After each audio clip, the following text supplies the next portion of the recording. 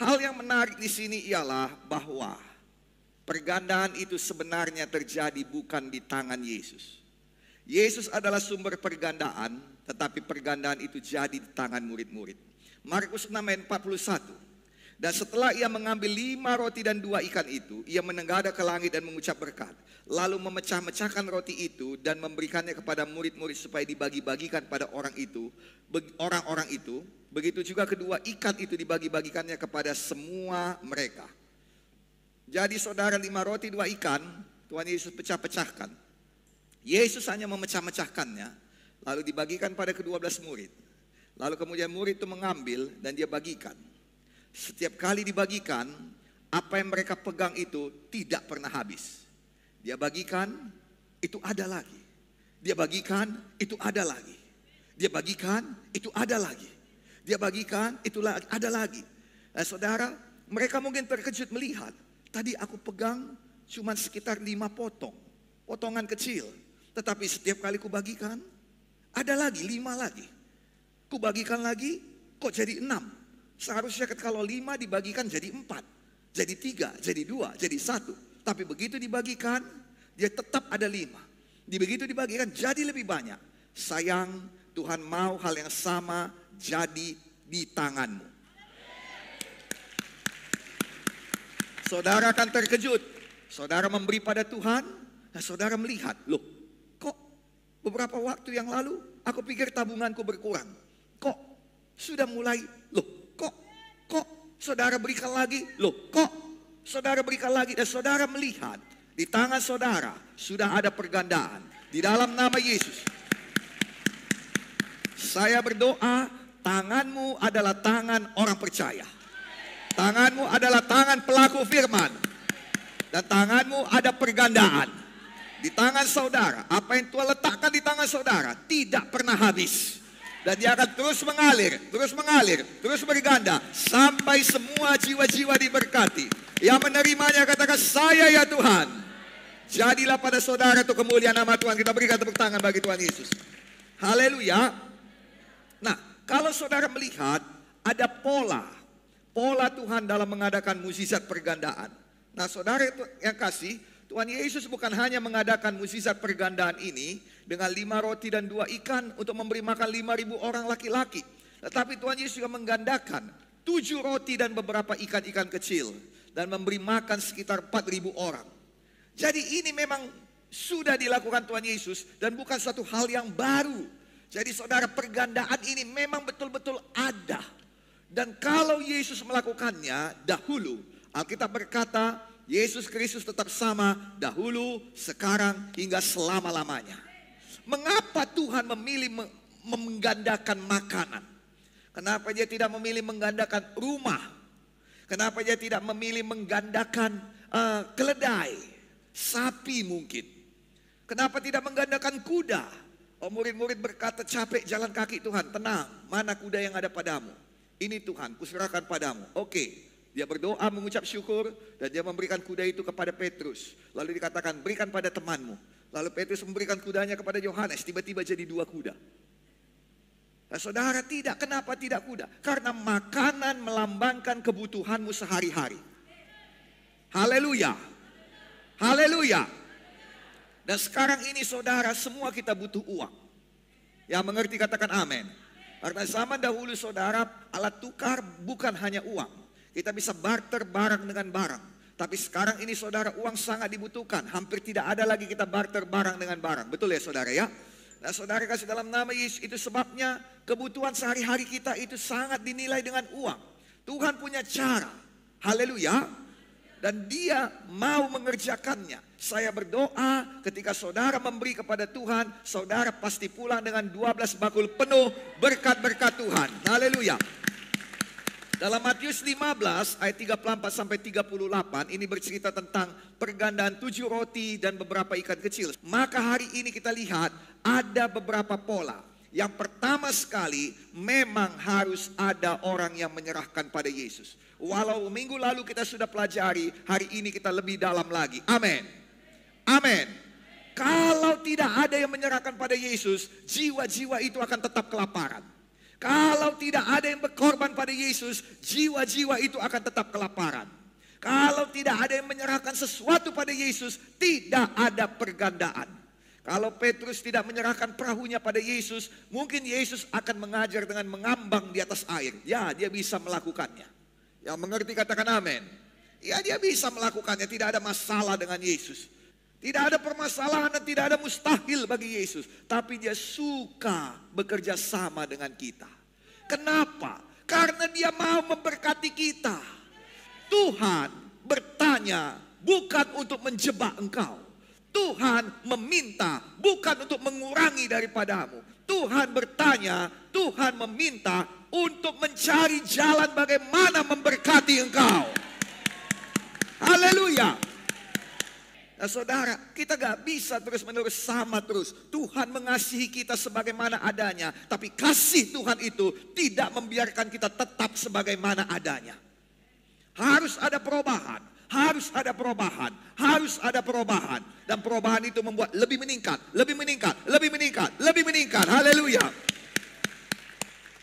Tuhan bisa berkhotbah tanpa perahu Petrus, tetapi dia pilih perahu Petrus. Supaya ada alasan memberkati. Anyway, ajaib Tuhan. Kita ini bonekanya Tuhan. Kita ini hamba-hamba Tuhan. Relalah dipakai Tuhan. Habis-habisanlah untuk Tuhan. Berubahlah untuk Tuhan. Yang suka cita katakan amin. Tuhan sedang mau mencari jalan untuk memberkati orang-orang banyak. Dan memberkati kita itu semua. Tanyanya, apa yang ada padamu? Berapa roti yang ada padamu? Saudara, kita harus berani menjawab tantangan. Setiap jawaban positif kita kepada tantangan firman pasti menghasilkan mukjizat bagi kita. Karena memang di balik itu Tuhan sudah menyediakan mukjizatnya. Tapi dia gak akan kasih tahu. Dengar ya. Kalau kau jawab iya, ku kasih mukjizat sama kau. Ya itu mah gak jujur. Yang mengerti katakan amin. Tapi sekarang saudara sebenarnya sudah tahu. Jangan lagi kita bodoh. Jawab setan dan berkata, kau mau menipu aku tidak tertipu. Aku tahu di balik pemberianku ada tuaian yang luar biasa. Di balik penyangkalan diriku ada pengangkatan yang luar biasa. Di balik aku menahan hatiku ada kemuliaan yang luar biasa. Sayang, ayo kenal jalan Tuhan. Kenal prinsip sorga. Dan Tuhan bisa memberkati kita luar biasa. Hari ini kita harus rela dan berani memberikan kepada Tuhan. Dua-dua di situ. Mau yang memberi makan 5.000 orang, mau yang memberi makan 4.000 orang. Dimulai dari orang yang rela memberikan. Ada yang memberikan 7 keping roti, ada yang memberikan 5 roti. Dari situlah mulai mukjizat. Saudara, tanpa ada pemberian tidak ada mukjizat. Tanpa ada korban tidak ada mukjizat. Dalam hidup kita juga hal yang sama terjadi. Saudara mau mukjizat, saudara mau mukjizat, saya mau mukjizat. Yang mau mukjizat katakan saya ya Tuhan. Maka dalam nama Yesus berani berkorban, berani berkorban, berani berkorban. Haleluya. Berani berkorban untuk Tuhan. Berani berkorban untuk pekerjaan Tuhan. Berani berkorban untuk hamba-hamba Tuhan. Kalau ada kekurangan, itu bukan doa yang jadi obatnya. Engkau sudah berdoa cukup. Engkau sudah baca firman Tuhan cukup. Engkau sudah bahasa roh cukup. Kalau kurang, obatnya apa? Satu saja, memberi. Memang betul. Tapi bukan sembarang memberi. Memberi pada tanah yang tepat. Karena tidak semua tanah di dunia ini tanah yang subur. Yang mengerti katakan amin. Sedangkan bibitmu itu adalah bibit yang berharga. Semakin engkau kurang, semakin berharga bibitmu. Betul atau tidak? Betul atau tidak? Alkitab berkata seorang janda memberikan 2 peser. Sedikit memang di mata dunia. Tapi firman Tuhan, Tuhan sendiri mengatakannya. Yesus sendiri mengatakannya. Itu yang paling besar. Itu yang paling berharga, itu yang paling bernilai. Karena orang lain memberi daripada kelimpahannya, sedangkan dia memberi dari kekurangannya, yaitu seluruh hidupnya.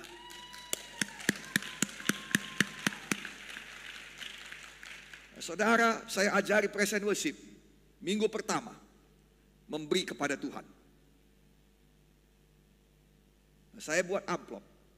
Minggu kedua, memberi kepada gereja. Orang-orang yang berkekurangan itu, berapa yang ada padamu? Pak, kami cuma punya 1.000. Saya katakan, bagi 4, 250. Minggu pertama 250 sama Tuhan. 100 persepuluhannya, 150 persembahanmu. Minggu kedua 250 kepada gereja, pembangunan gereja. Minggu ketiga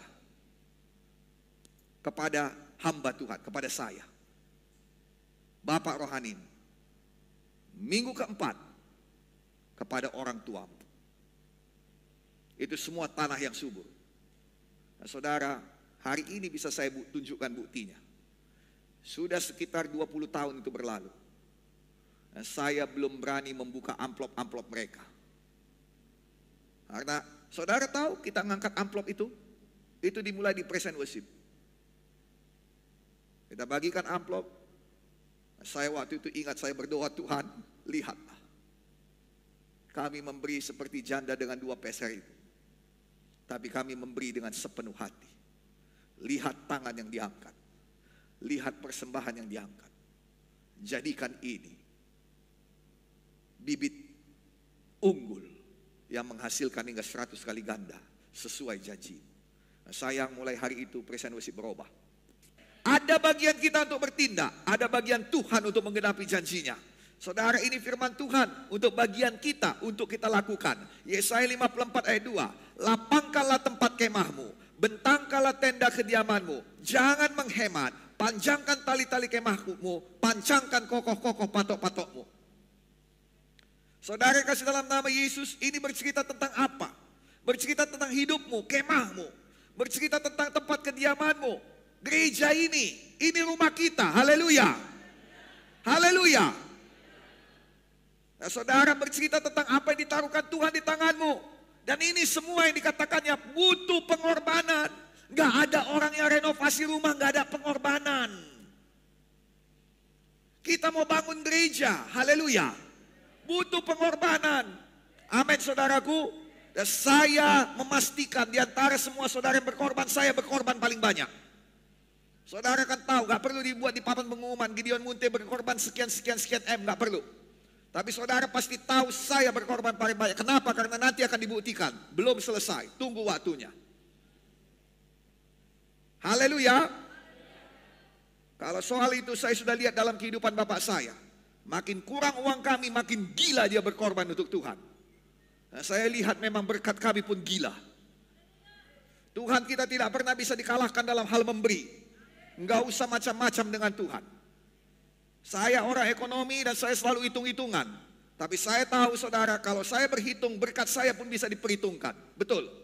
Tapi kalau saya sudah mulai menggila, maka berkat saya pun tak terhitung lagi. Dan apa yang menjadi bagian Tuhan? Bagian kita tadi sudah kita baca bagian Tuhan. Sebab engkau dan saya akan mengembang ke kanan dan ke kiri. Dan bukan hanya engkau. Terus berkat ini sampai pada keturunanmu. Keturunanmu akan memperoleh tempat bangsa-bangsa. Keturunanmu akan dibawa Tuhan. Bukan di Indonesia saja. Bukan orang besar di Indonesia. Tetapi ada tempat mereka pada bangsa-bangsa. Mereka mendiami kota-kota sunyi. Apa artinya? Tempat-tempat yang tidak banyak orangnya di situ. Tidak banyak yang tahu. Tidak banyak orang tahu di situ ada berkat. Tidak banyak orang tahu di situ ada kekayaan. Tuhan mau memberikannya padamu, pada kita. Haleluya. Haleluya. Ini penting. Dan itu dimulai dari apa? Lapangkan tempat kemahmu, bentangkan tenda kediamanmu. Jangan menghemat. Ini bukan waktu untuk menghemat.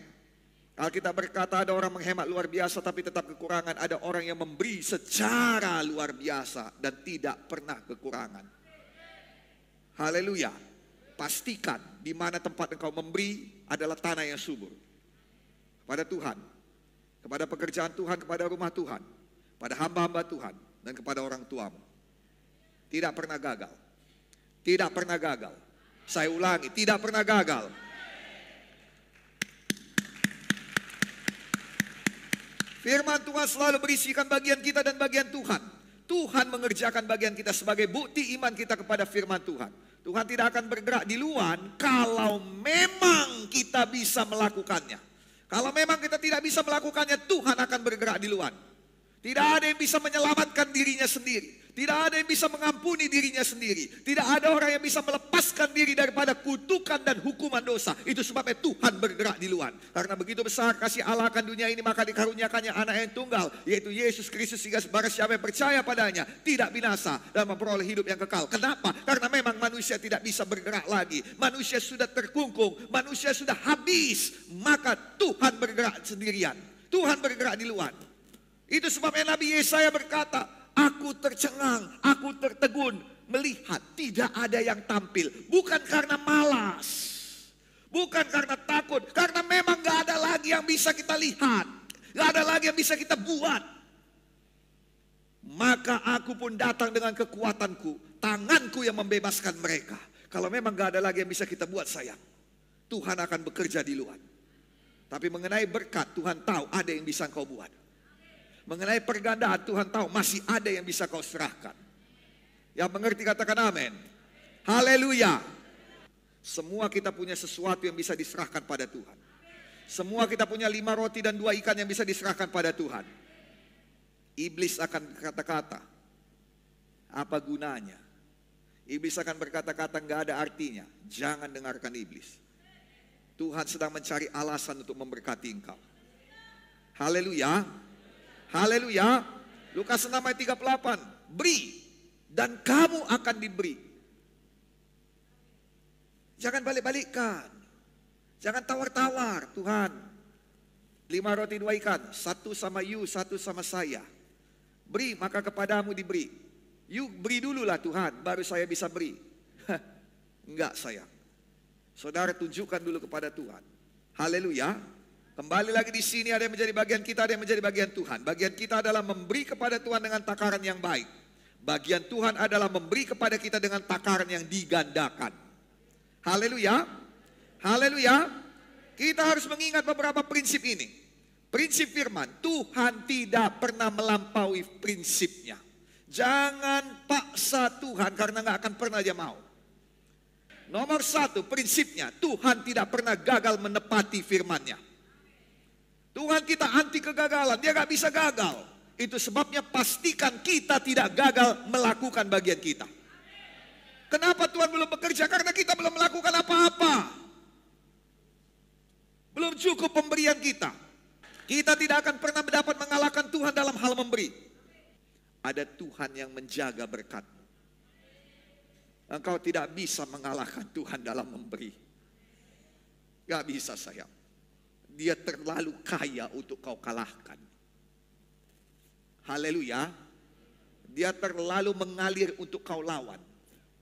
Dia terlalu kuat untuk menjadi imbangan. Seberapa pun yang kita kasih pada Tuhan tidak pernah gagal dikembalikannya. Haleluya. Kita mengerjakan firman Tuhan merupakan bagian kita hingga selesai. Barulah Tuhan baru bisa menunggu Tuhan mengerjakan penggenapan janjinya dalam hidup kita. Kerjakan dulu bagian kita, baru kita tunggu Tuhan. Amin. Yang kita kerjakan itu bukti iman kita kepada Tuhan, yang memungkinkan Tuhan untuk bekerja melakukan mukjizatnya, karena Tuhan mencari iman di bumi. Iman harus disertai dengan perbuatan. Tanpa perbuatan iman itu mati. Berbuat dan dengar baik-baik yang paling penting. Salah satu perbuatan iman yang paling mudah untuk dikerjakan adalah memberi. Tetapi memberi juga adalah yang paling sulit untuk ditaati. Bukan dikerjakan, memberi itu gak sulit untuk mengerjakannya. Tetapi menaatinya ini yang sulit. Begitu saudara menaatinya, saudara akan ketagihan. Kenapa? Karena memang Tuhan gak pernah kalah dalam memberi. Saya ketagihan memberi. Haleluya. Tahukah saudara prinsip yang sama jadi pada Tuhan juga?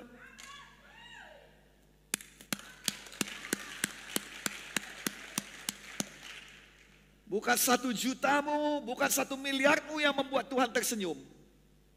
Tapi ketika engkau bawa sama Tuhan, berapapun itu. Apalagi ketika engkau kurang dan Tuhan tahu engkau kurang dan Tuhan lihat pemberianmu begitu banyak.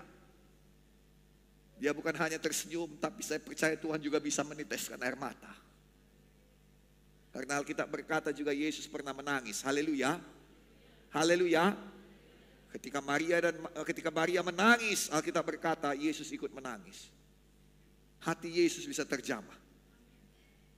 Bukan uangnya, tapi engkau, saya yang memberinya. Ini yang mau saya bawakan pada gereja Tuhan. Supaya sekalipun kita tahu ada pergandaan, bukan itu yang kita kejar. Tapi mengejar bagaimana Tuhan tersenyum. Mengejar bagaimana Tuhan menggeleng-gelengkan kepala yang berkata, wow, gak kusangka engkau berani berbuat demikian bagiku. Yang mengerti katakan amin. Ini saatnya kita berkorban bagi Tuhan. Ini saatnya kita memberi bagi gereja. Ini saatnya kita memberkati hamba-hamba Tuhan. Ini saatnya kita memberkati orang tua kita. Haleluya. Dan berikutnya, ini saatnya kita memberkati orang-orang yang di sekeliling kita. Haleluya. Dan percaya, Tuhan pasti mengerjakan bagiannya. Tuhan akan memikirkan jalan memberkati saudara. Tuhan akan melakukannya. Percaya, ada jalan Tuhan bagi saudara. Mari semuanya kita menyala-nyala. Mari kita berani menyerahkan pada Roh Kudus. Semua maju, semua berkorban.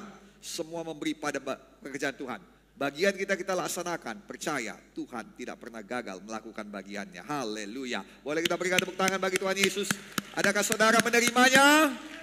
Yang menerimanya katakan saya ya Tuhan. Selalu ada kemenangan dalam iman kita kepada Tuhan Yesus Kristus. Haleluya. Mari kita bangkit berdiri semuanya. Terima kasih Tuhan.